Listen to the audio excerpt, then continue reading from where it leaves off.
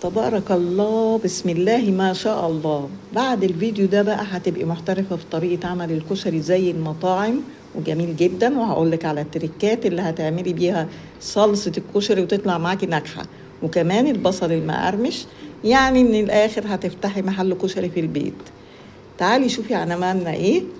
جبت كوبايتين من العدس، حطيتهم في مية دافية، ولازم تكون دافية علشان تساعد في تسوية العدس، وهسيبه لمدة ساعة كاملة. بعد كده البصلة المقرمشة هنعملها ازاي. جبت بصل متقطع جوليان، وحطيت لها كوباية كبيرة من الدقيق ومعلقة كبيرة من البابريكا المدخنة، ودعكتها كويس قوي. وبدأت أنخلها علشان أنزل الزيادات بتاعة الدقيق والبابريكا عشان ما بوظليش الزيت. بعد كده جبت الزيت غزير وسخن وكميته كبيرة علشان هستخدمه في باقي الوصفة. وهقلب البصل لغاية ما ياخد اللون الذهبي الجميل ده. وهبدأ بعد كده اني ارفعه من الزيت، واسمعوا بقى صوت القرمشة روعة جميل جدا. وده الزيت بتاعي اللي انا حمرت فيه البصل وصفيته. وجبت حلة كبيرة ونزلت بكمية من الزيت ده، وعليها شوية من الزيت اللي في الإزازة. ونزلت نص كيلو من الشعرية، وقلبت كويس قوي قوي. افضل اقلب طبعا لغاية ما هتاخد اللون الذهبي الجميل بتاعها. وبعد كده خدت اللون الحلو ده، هنزل بقى بكيلو من الرز المغسول، وهبدأ اني انا اقلب كويس قوي قوي الرز مع الشعرية عشان يندمجوا مع بعض. وطبعا العدس بتاعي اخد نص سوا يعتبر، والعدساية حجمها الضاعف وبقت طرية. نزلت بيه على الشعرية والرز، وقلبت كويس قوي قوي لغاية ما يندمجوا مع بعضهم.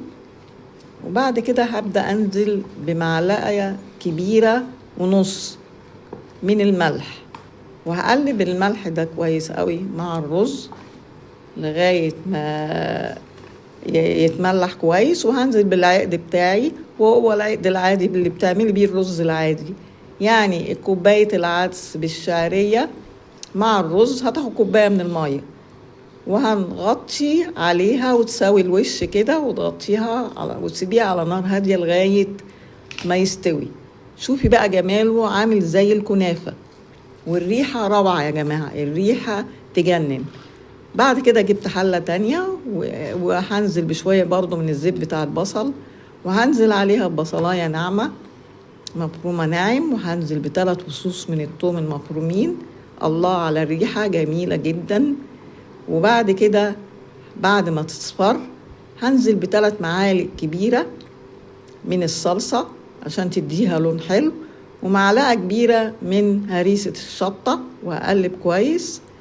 وبعد كده هنزل بالطماطم بتاعتي. طبعا بعد ما صفيتها من البذر والقشر، هي عبارة عن 5 كوبايات من عصير الطماطم.